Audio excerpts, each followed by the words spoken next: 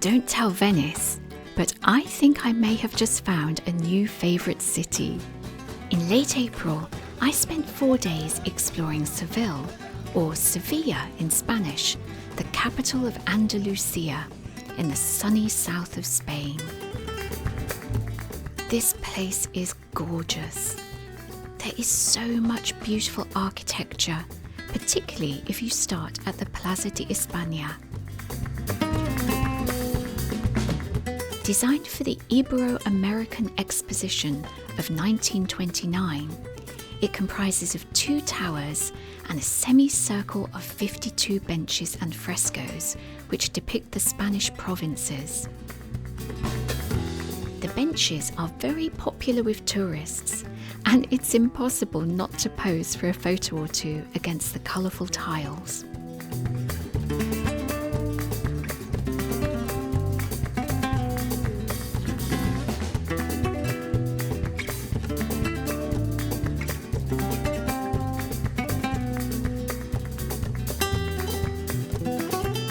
Seville's streets are beautiful, but you do need to be careful walking around, or at least have God on your side as you navigate the narrow pavements. And the buildings are some of the loveliest I've seen.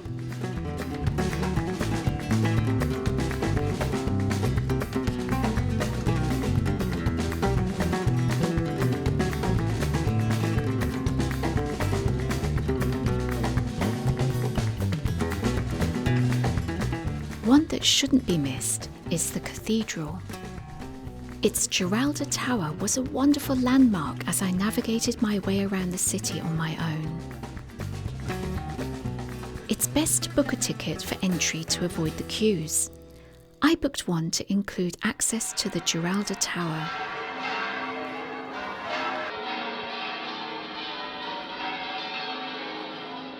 It's 35 floors up, but it's a ramp rather than stairs, which originally allowed access by horse to the top.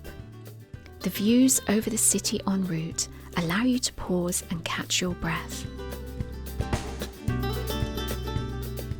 It can get crowded, but the views are fabulous. The cathedral is the 3rd biggest in the world after St. Peter's the Vatican in Rome and St. Paul's in London, and it's the largest Gothic cathedral. It's certainly made us tourists look absolutely tiny. I'm always amazed by the quality of art in cathedrals, and I think it's something that's often overlooked, but certainly not by this young tourist. But the real star attraction is the tomb of Christopher Columbus. Installed in 1899, it was one of the last additions to the cathedral, as the explorer's body in death, as in life, did a fair amount of travelling before finally coming to rest here. It's a seriously impressive piece, with some exquisite detailing on the 4 pallbearers' costumes, like these pomegranates, and these wonderful bats.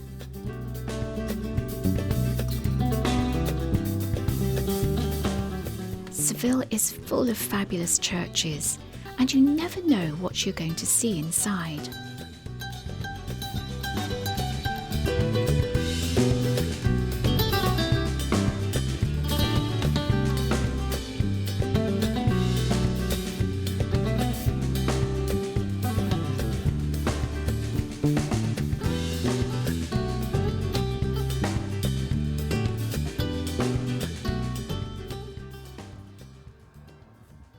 Another building I fell in love with was the Museum of Fine Arts.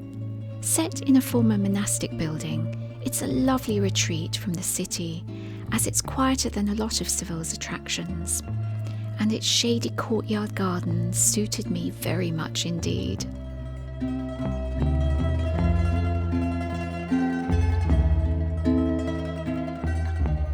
If you visit, don't forget to look up at the ceilings, because they are just as beautiful as the art on the walls.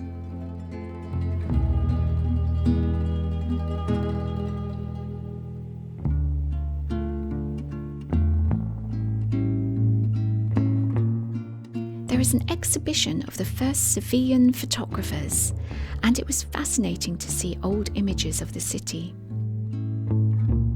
But the images that will stay with me forever are the paintings of 17th century artist Bartolomé Esteban Murillo.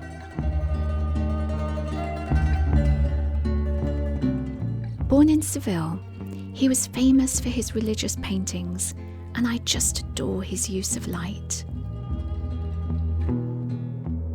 and the gentle expressions captured here. As the wife of an artist, I always like to spot paintings of painters, and I love this fellow with his slightly wild hair and messy palette. Another wonderful find was the Archive of the Indies. Housed in a 17th century building with a very grand staircase, this is home to documents relating to the administration of the Spanish-American regions.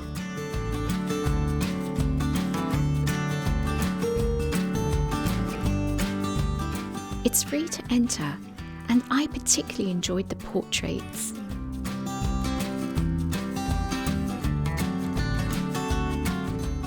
It's not just art galleries and buildings housing national collections that are beautiful in Seville. The shops are pretty gorgeous too.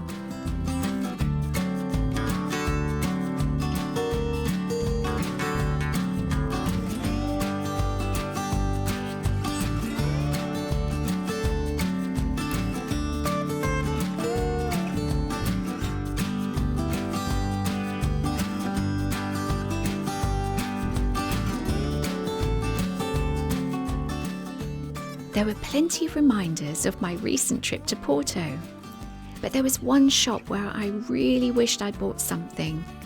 Biscuits sold by nuns. I really wish I'd pulled that bell now. Cafe Verde went down a treat with me, but eating in Spain can be tricky if you're an animal-loving vegetarian. I was quite determined to try some famous Spanish tapas, but I did feel a little uncomfortable with the decor here. If you want a little treat, you can take afternoon tea at Hotel Alphonso XIII. It has some delightful shops on the ground floor, including one selling the most extraordinary ancient jewellery.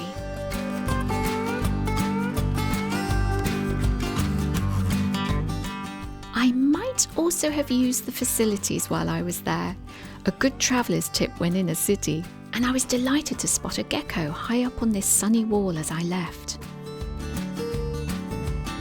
I was staying in a gorgeous hotel in the Santa Cruz part of town. The Hotel Las Casas de la Juderia, which translates as the Houses of the Jewish Quarter, is a collection of 27 traditional style Sevillian houses, all built around courtyards and gardens. My room was a 4-minute walk from reception through a series of ornate tunnels, and I'm quite sure I never took the same route twice. But each little journey was fun and so beautiful. As a solo traveller, it's important for me to have a safe and quiet place to stay, especially in a high-energy city like Seville, when I know I'll be cramming a lot into my days.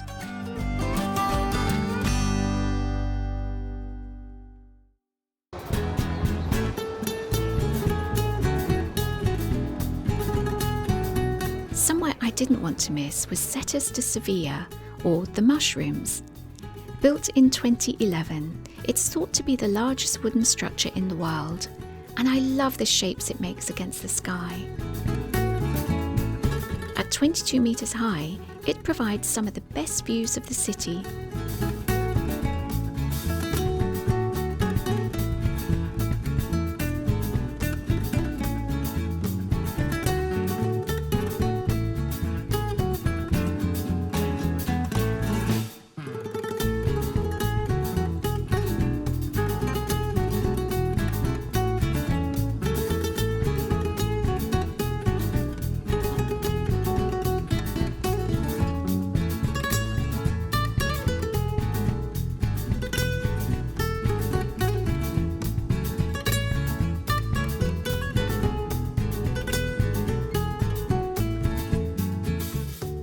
The 13th century Torre del Oro, or Tower of Gold, guards the Gualdalquivir River. It's a beautiful spot, busy with people enjoying the water.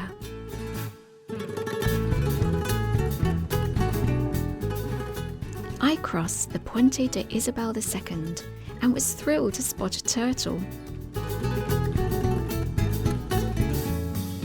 I wanted to explore the Triana district and started at the covered market. This colourful neighbourhood is famous as the birthplace of many flamenco dancers and other artists and musicians.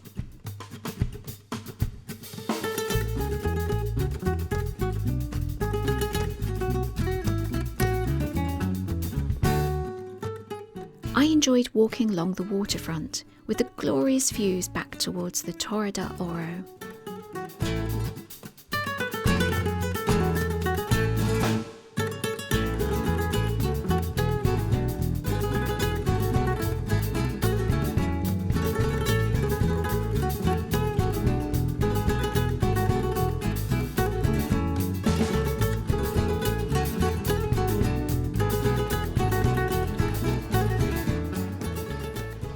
I'm always seeking out the quiet places in the city, and there are plenty of green spaces in Seville.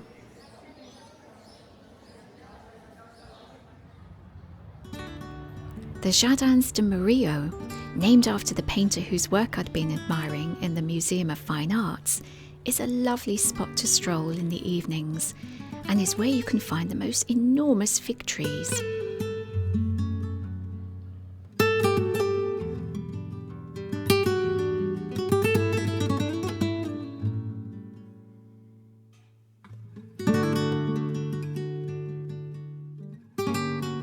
You might also be lucky enough to see a bit of flamenco.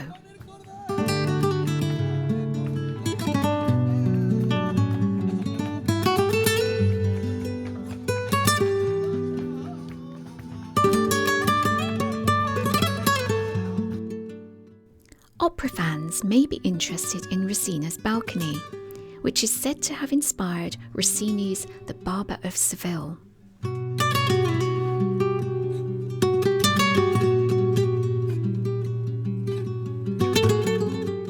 I walked down the Calle del Agua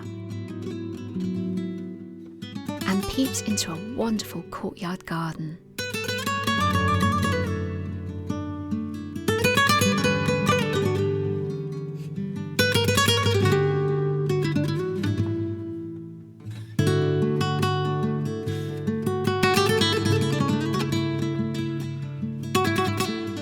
Another park where you can see more extraordinary fig trees is the Maria Luisa Park.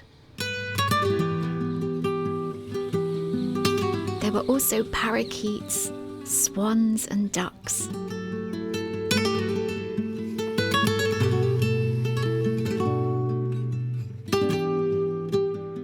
And rather surprisingly, somebody playing the bagpipes.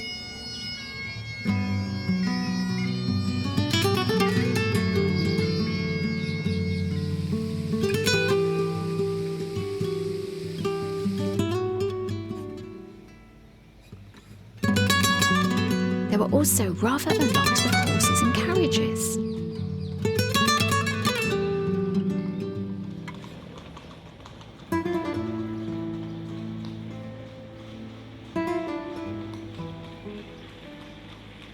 I got chatting to a photographer from England, and I learned that this was a very important annual competition, so I was very lucky to be there to see it.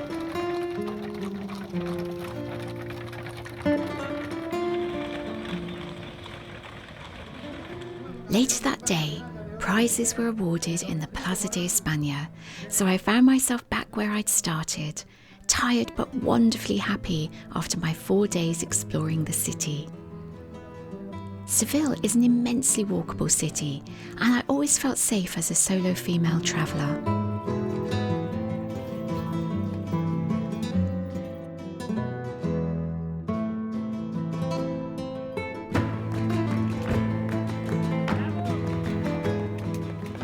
As I watched my last flamenco show, I reflected on everything I'd seen and enjoyed.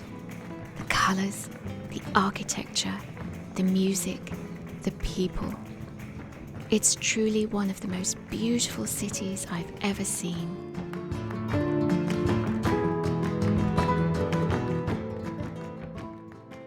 Do look out for my other films about my Andalusian adventures, including another about Seville, where I visit its palaces. And if you'd like to discover how I began solo travelling, take a look at my book, Introvert Abroad. You can find a link in the description below.